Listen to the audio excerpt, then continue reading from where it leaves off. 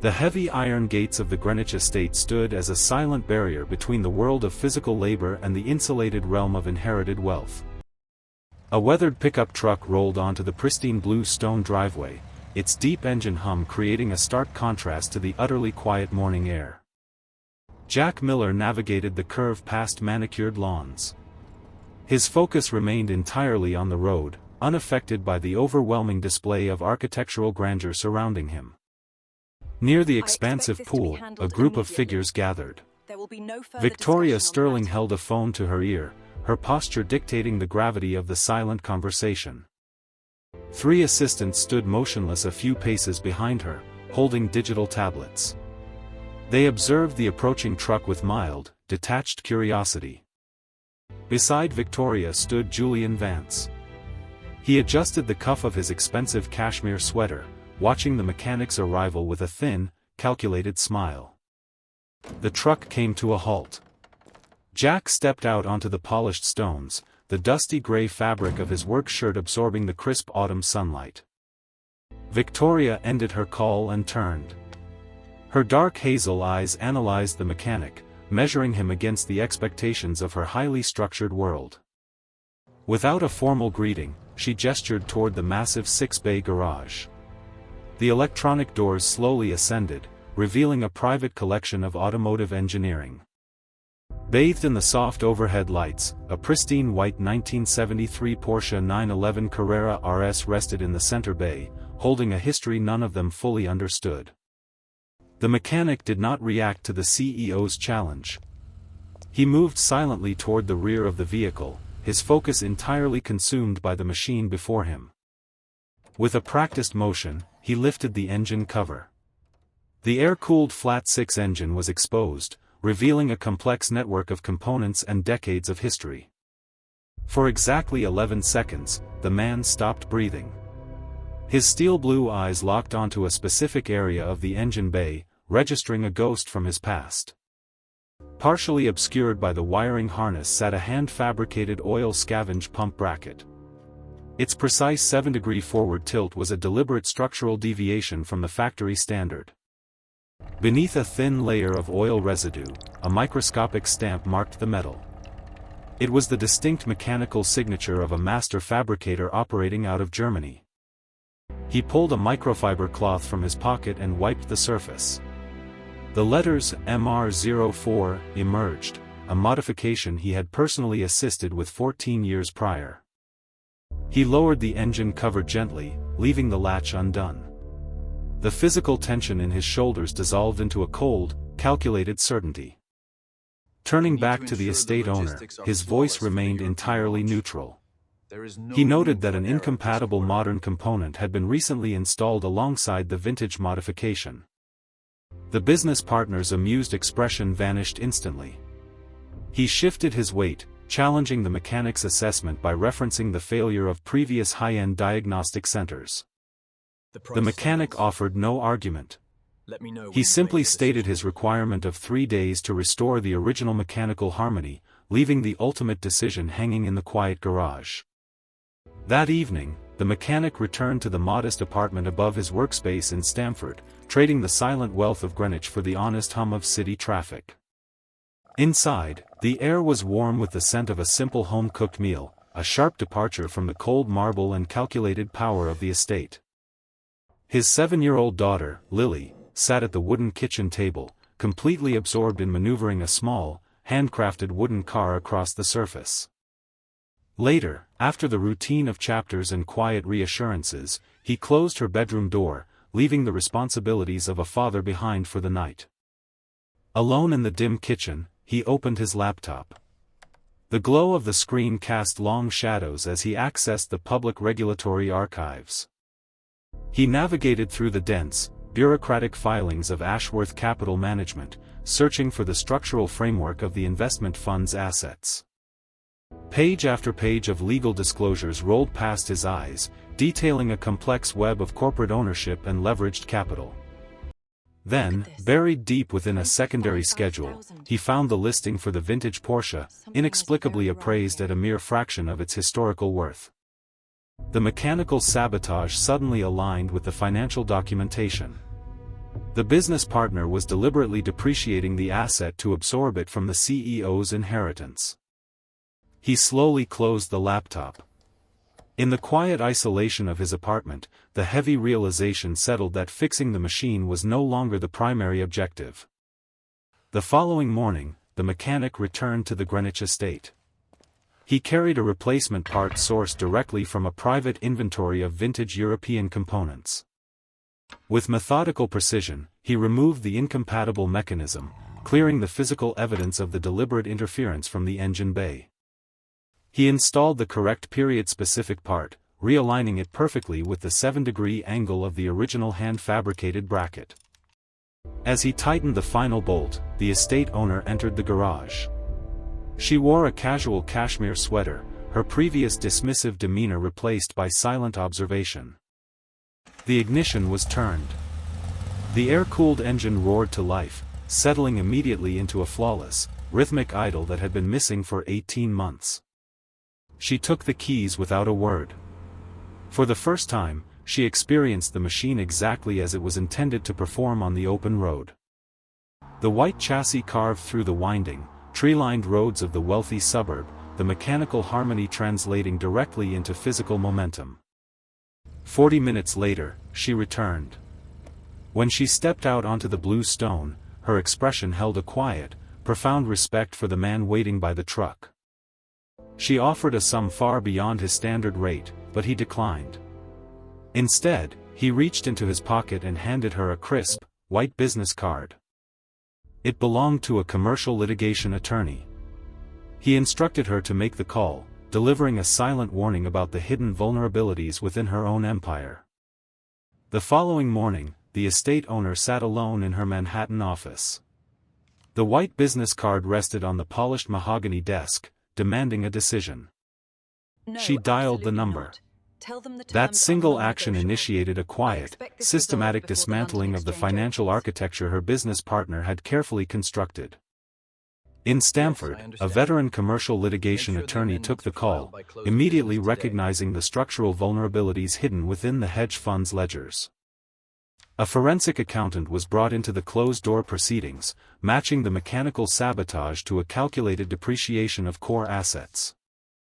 The internal audit moved silently. Privileges revoked. Within 48 Access hours, denied. specific administrative privileges within the firm's network were permanently revoked without warning. Sitting in his corner office, the business partner watched his monitor as the access denials flashed, his calculated smile dissolving into cold apprehension. Realizing the source of the exposure, he bypassed internal channels, tracing the recent mechanical consultation back to the small garage in Connecticut.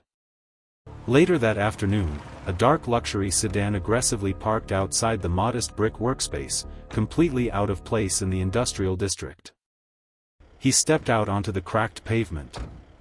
Stripped of his usual composure, his posture radiated the desperate hostility of a man backed into a corner. Inside the garage, the mechanic paused his work. The rhythmic sound of tools ceased as the shadow of the executive fell across the concrete floor. The executive stepped fully into the garage, the harsh overhead light exposing the total collapse of his corporate composure. Without a word, he placed a folded bank draft on the workbench, a calculated attempt to purchase the mechanic's silence. The mechanic did not spare the paper a single glance. His command to leave the premises was absolute and immediate. The executive hesitated.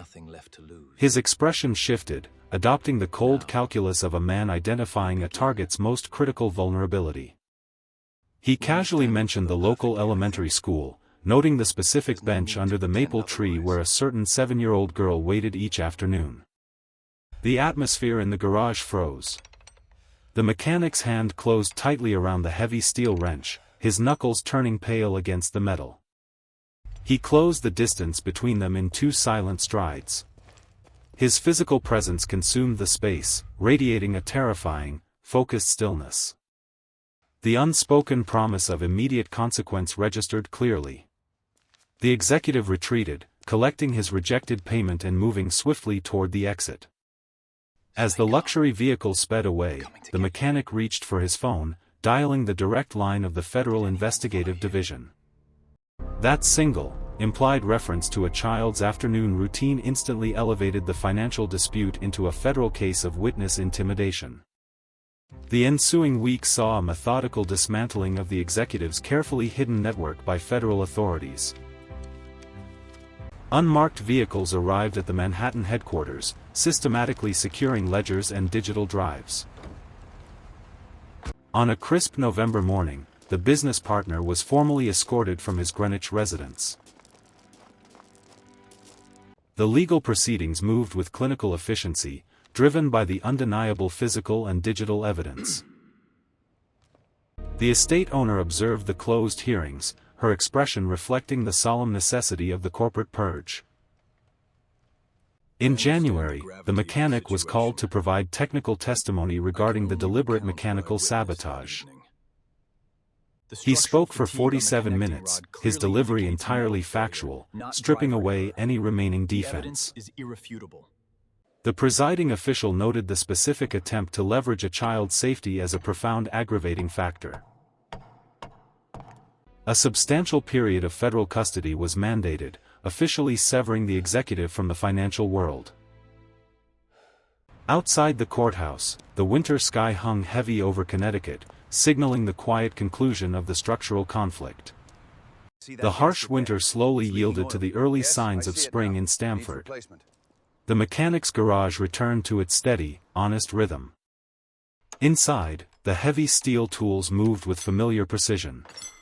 The disruptive presence of corporate manipulation had been entirely erased from the workspace. Upstairs, the 7-year-old girl sat on the worn carpet, carefully drawing a picture of a white vintage car.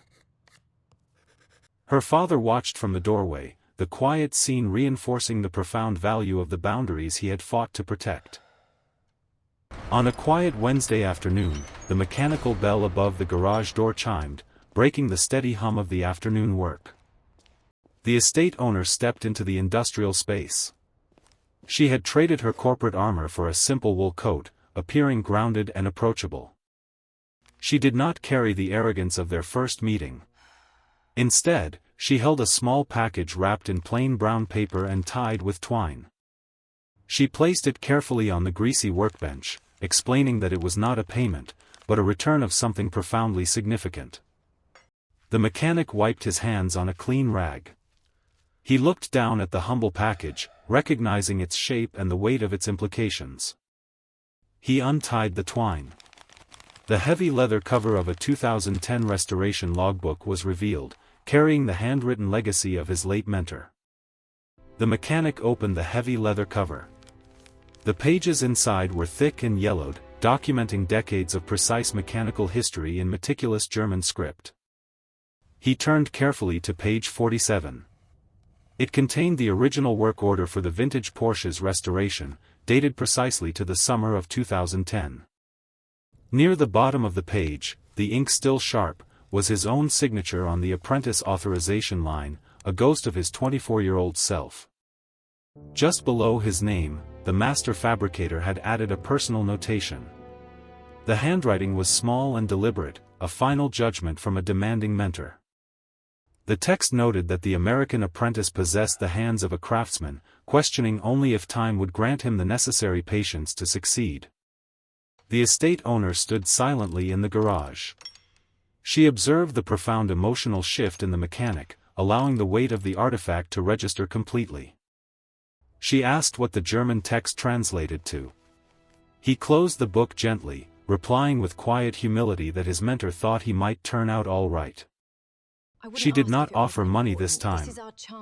Instead, she outlined a newly formed permanent restoration workshop at a prestigious racing park requiring a senior technical lead.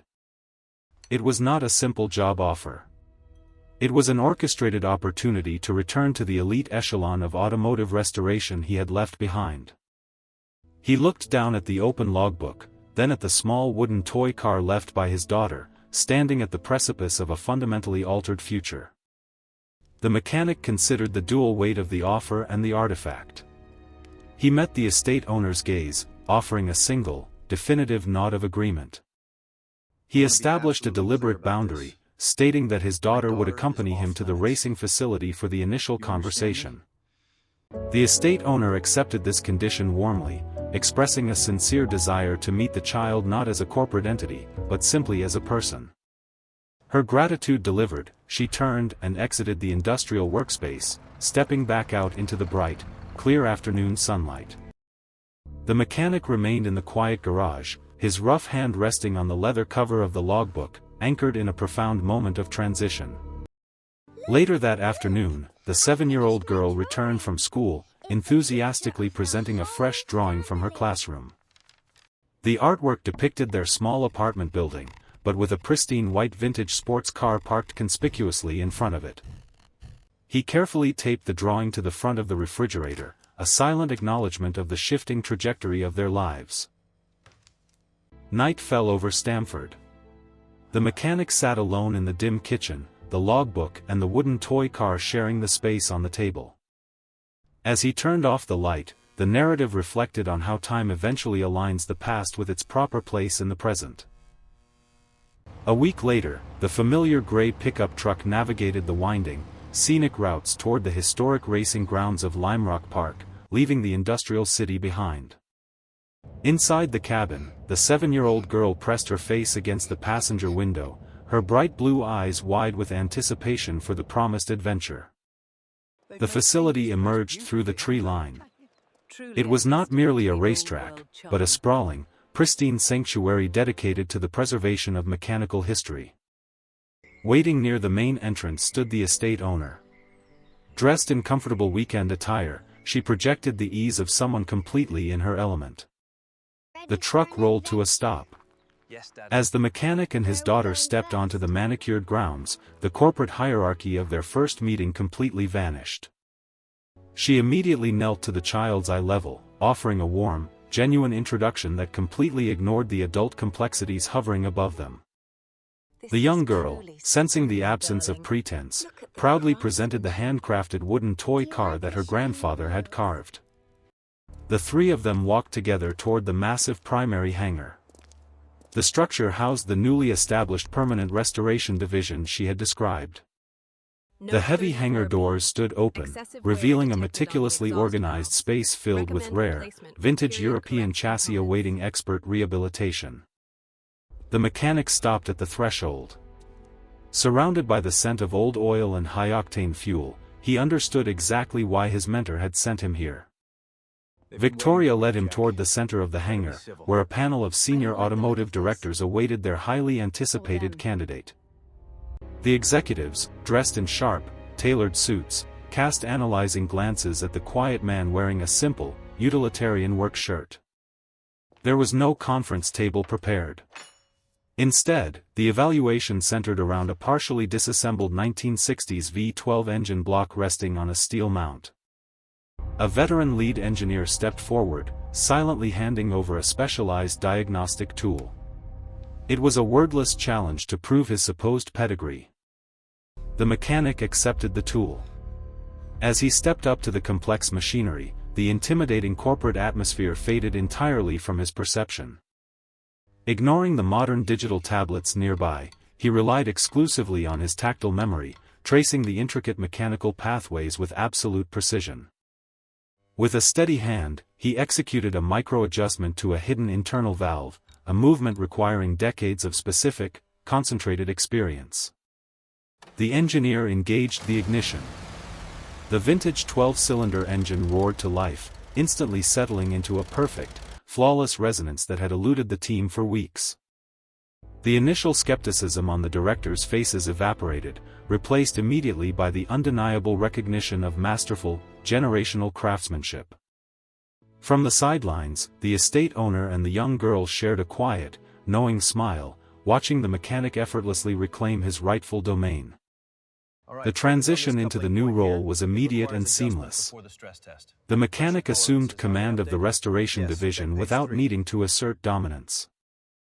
Within days, the sprawling hangar operated under his precise, quiet rhythm, a stark contrast to the chaotic corporate environments of the past. The estate owner visited the facility frequently. She found a profound sense of peace watching the steady restoration of mechanical history. Their interactions remained deeply professional, yet anchored by an unspoken mutual understanding forged through the earlier structural conflict.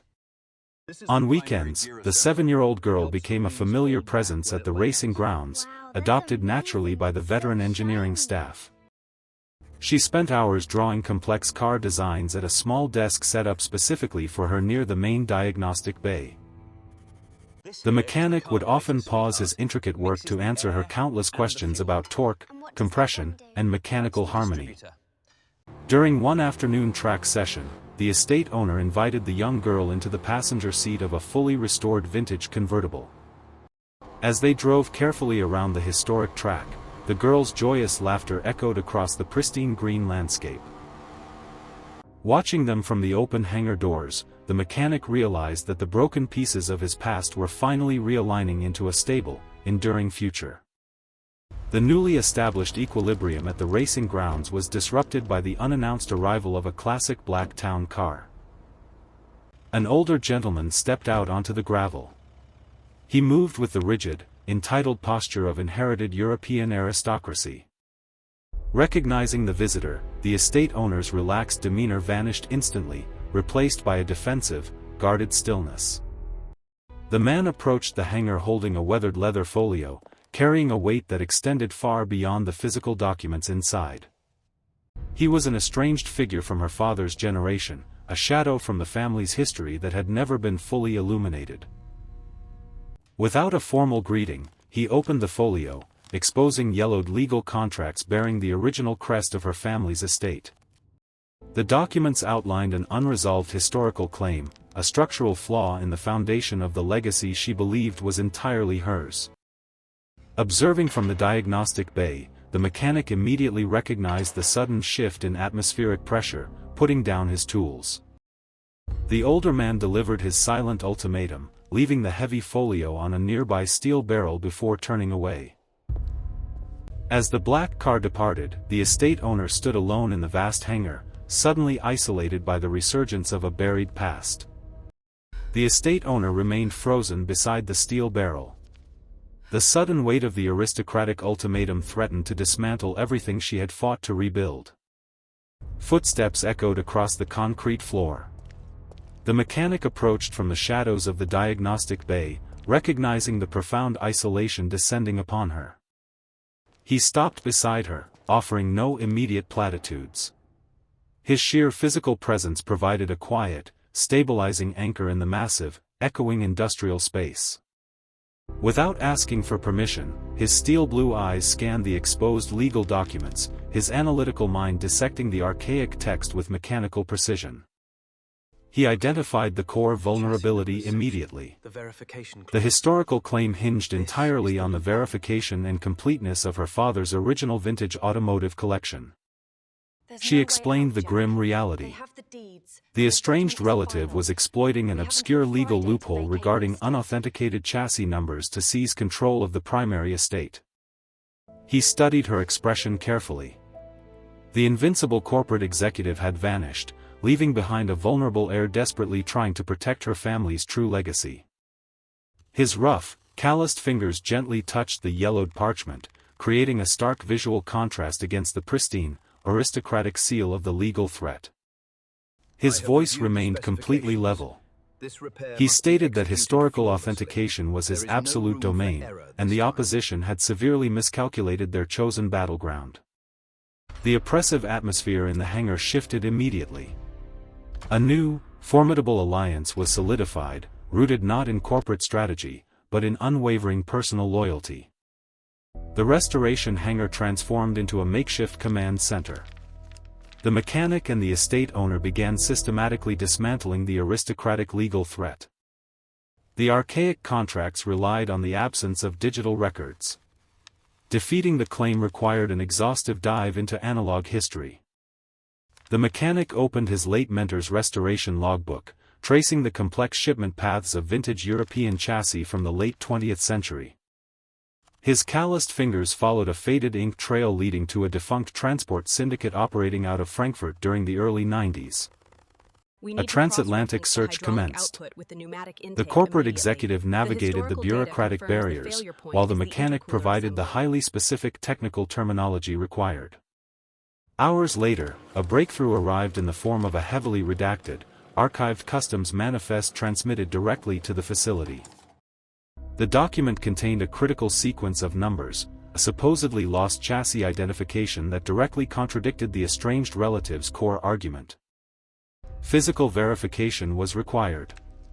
The mechanic approached one of the original vehicles from the estate's founding collection, utilizing a specialized microscopic light.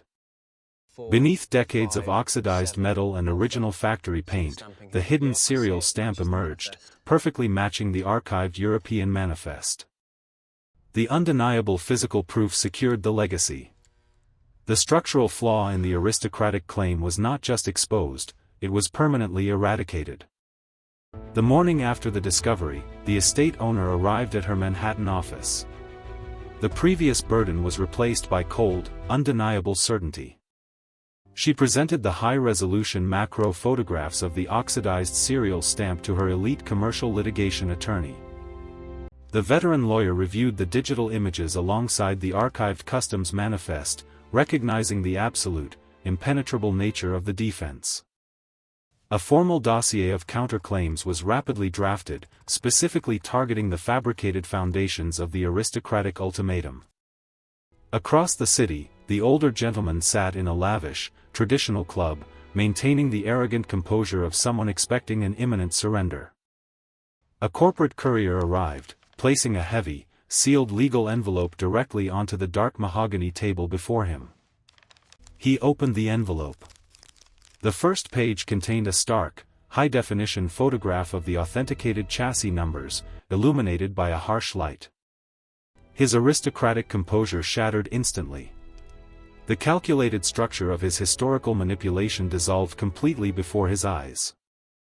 The accompanying documentation legally severed his remaining ties to the estate, enforcing a permanent, legally binding isolation from the family's assets. Back in Connecticut, the estate owner stood in the bright morning sun, feeling the heavy shadow of the past permanently lift from her legacy. With the structural threat dismantled, the restoration hangar at Lime Rock Park adopted an atmosphere of profound, uninterrupted tranquility. The mechanic finalized the engine calibration on the authenticated vintage chassis, his movements reflecting a deep sense of completed purpose. The estate owner observed his work from the periphery. The rigid professional boundaries that had initially defined their interactions were visibly softening. Later that afternoon, they walked together along the historic racing circuit. The physical distance between them had subtly diminished. The conversation shifted away from corporate defense and mechanical diagnostics, exploring the quieter territories of personal history and future intent.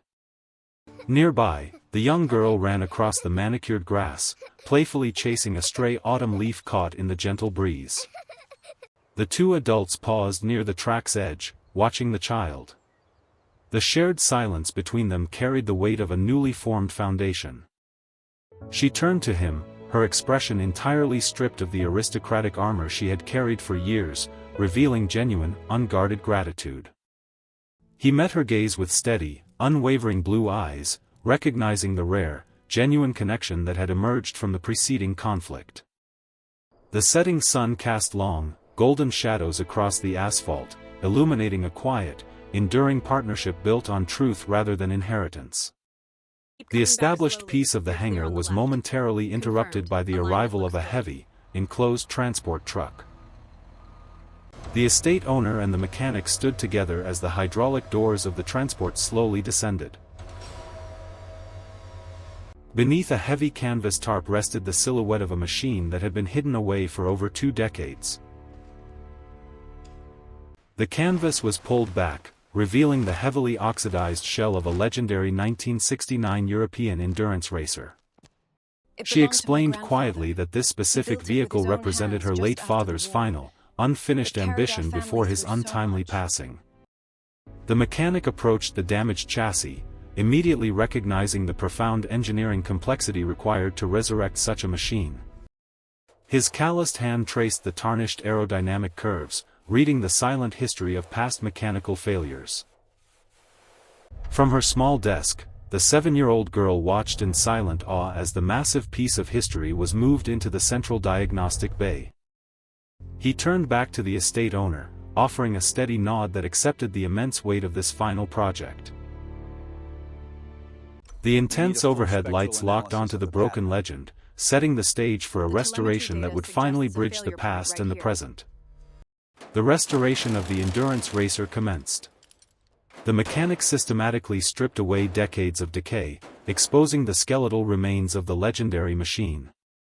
Weeks dissolved into a relentless cycle of grinding metal and meticulous fabrication. The physical toll became evident in the heavy lines of his face. A critical failure emerged in the transmission housing. The bespoke aluminum component was catastrophically fractured, presenting an obstacle with no modern replacement. Late one evening, the rhythm of the hangar ceased. He stood before the fractured metal, the silence amplifying the weight of the mechanical impasse. The quiet isolation was broken by the estate owner's arrival. She carried a simple thermos of coffee, stepping softly into the illuminated diagnostic bay. She offered no technical solutions, understanding that her silent, steadfast presence was the specific structural support required in that moment. Anchored by the quiet companionship, he returned to the master fabricator's archived notes, searching for a historical methodology to bridge the impossible gap. The hangar erupted into a shower of brilliant sparks. He executed a highly specialized welding technique, merging raw metal with intense, focused heat. The following morning, the newly forged housing locked into place with a definitive click. The insurmountable mechanical barrier had been successfully bypassed. In the pale dawn light, the exhausted mechanic and the estate owner shared a silent acknowledgement of a critical milestone achieved together. Following the successful bypass of the mechanical barrier, the restoration accelerated. The mechanic meticulously integrated the final components into the rejuvenated vintage chassis. The heavily oxidized metal was replaced by a flawless, deeply polished exterior. The 1969 Endurance Racer reclaimed its original aerodynamic aggression and historic brilliance. The estate owner observed the completed machine. The physical manifestation of her late father's final ambition stood fully realized before her, solidifying his legacy. The young girl approached the gleaming vehicle with wide, reverent eyes. She gently held her handcrafted wooden toy, comparing it to the massive, roaring reality. With the mechanical resurrection complete, preparations for a highly exclusive unveiling commenced. The restoration hangar was systematically transformed to host a private automotive gala. Minimalist, heavy cardstock invitations were dispatched to a highly curated list of automotive historians and loyal estate associates, ensuring a protected, respectful audience. On the evening of the event, the mechanic discarded his utilitarian workwear. He emerged in a sharply tailored dark suit, matching the formal atmosphere. The industrial space was softened by warm, strategic lighting. The harsh sounds of grinding metal were replaced by the elegant hum of classical string instruments. A select group of aristocratic guests arrived. Dressed in high-end European evening wear, they navigated the hangar with respectful, hushed anticipation. At the center of the room, the resurrected endurance racer rested beneath a sweeping silk cover, waiting silently to reclaim its place in automotive history. The ambient hum of the gala faded as the estate owner stepped gracefully toward the center of the illuminated hangar, standing beside the veiled machine. The curated audience of European aristocrats and automotive historians fell into a respectful silence, directing their collective focus toward the podium. She addressed the crowd without notes. Her words bypassed corporate triumphs, focusing entirely on the profound responsibility of preserving mechanical history. Standing near the perimeter, the mechanic observed the proceedings. His tailored suit disguised the calloused hands that had physically resurrected the legacy before them. Before unveiling the vehicle, she directed the room's attention to the perimeter, formally acknowledging the master craftsman who had bridged the impossible gap. Hundreds of elite eyes shifted simultaneously. The quiet mechanic received their silent, undivided respect, acknowledging his undeniable expertise. The estate owner stepped down from the podium. She grasped the heavy edge of the dark silk cover, her posture reflecting deep reverence. With a single, fluid motion, the fabric was pulled away. The flawlessly restored 1969 endurance racer was exposed to the dramatic overhead spotlights. There was no immediate applause. Instead, a stunned, breathless silence swept through the elite crowd as they processed the absolute perfection of the machine. Across the polished chassis, the estate owner and the mechanic exchanged a brief glance. The ultimate validation of their enduring partnership had been achieved. The final luxury vehicles departed the racing grounds, their red taillights disappearing into the cool, dark Connecticut night. Inside the restoration hangar, the dramatic exhibition lighting was systematically powered down, returning the space to a quiet, intimate warmth. Only 3 figures remained near the center of the vast industrial floor, gathered around the flawless, gleaming endurance racer. The estate owner traced her fingers lightly over the polished chrome, finally experiencing the quiet closure of her father's unfinished narrative. Beside the mechanic, the 7-year-old girl fought off sleep, resting her head against his tailored suit while staring at the shiny car. The corporate executive turned toward the master craftsman. Without the aristocratic audience, her gratitude manifested in a purely authentic, grounded demeanor. Reaching into her formal clutch, she produced a set of vintage silver keys, extending them toward him in a silent, profound offering. It was an absolute gesture of trust, placing the physical manifestation of her family's legacy permanently into his capable hands. The mechanic accepted the keys. The brief contact of their hands solidified an enduring partnership that transcended mere professional boundaries. Standing together in the quiet hangar, the 3 individuals formed a stable, unbreakable unit, anchored firmly against whatever the future held. The transition from an independent mechanic to the director of engineering at Lime Rock Park formalized over the ensuing months. The sprawling industrial complex now operated under a single, unified philosophy, prioritizing historical accuracy over corporate expediency. He oversaw a highly specialized team of European craftsmen, guiding complex restorations with a quiet, undeniable authority. His former utilitarian workwear was replaced by sharp, tailored garments that reflected his elevated position within the hierarchy. The 7-year-old girl thrived in this new environment, treating the massive hangars as an expansive, educational landscape. She spent her afternoons cataloging vintage components, absorbing the intricate language of automotive engineering with remarkable ease. The estate owner maintained her presence at the facility, though her visits shifted from administrative oversight to active collaboration. During a morning inspection, she stood beside the new director, reviewing architectural blueprints for an upcoming hangar expansion. Their collaborative dynamic operated flawlessly, entirely free from the aristocratic pretense that had once defined her world. Looking out over the manicured racing grounds, the director acknowledged the profound, permanent shift in their shared trajectory. Winter descended upon Connecticut, blanketing the historic racing grounds of Lime Rock Park in a thick, pristine layer of silent white snow. Inside the engineering director's expansive office, the harsh industrial cold was entirely repelled by the steady warmth of a modern architectural fireplace. The mechanic, now fully established in his authoritative role, stood by the glass window, observing the peaceful, snow-covered track stretching into the distance. The estate owner entered the quiet office, bringing with her the familiar ease and grounded presence that had characterized their enduring partnership. They stood together watching the falling snow, their shared silence reflecting a profound gratitude for the stability forged through the year's relentless trials.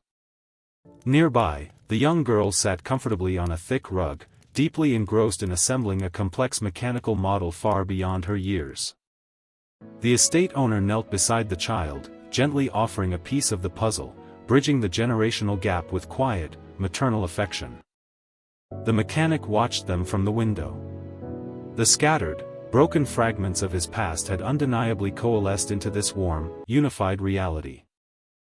Outside, the classic endurance racer remained safely secured in the hangar, resting as a silent monument to their collective victory and historical preservation. As the evening deepened, the small gathering around the fire completely insulated them from the freezing winds, concluding their turbulent chapter in absolute peace. Morning broke over the estate, casting a brilliant, clarifying light across the snow-covered grounds of Lime Rock Park. The hangar doors opened to the crisp air. The endurance racer stood perfectly still, a silent testament to resilience and mechanical mastery. The 7-year-old girl placed her small wooden toy car upon the polished hood of the massive machine, bridging 3 generations of history. Nearby, the vintage leather logbook rested permanently on a steel display stand, its pages open to the master fabricator's final judgment. The young apprentice from 2010 had finally proven that time had indeed granted him the absolute patience required to succeed. The estate owner and the engineering director watched the child play. The legacy was no longer a burden of blood, but a foundation built by choice. This raises a fundamental question for the observer: when presented with a fractured history, what determines its true value? Is it the original name stamped upon the documents, or is it the calloused hands willing to endure the fire to forge it anew? They turned away from the gleaming machine, walking together into the bright winter morning, allowing the work to finally speak for itself. Because the individuals who meticulously rebuild our broken worlds rarely ask for recognition, they simply leave behind masterpieces that endure the test of time.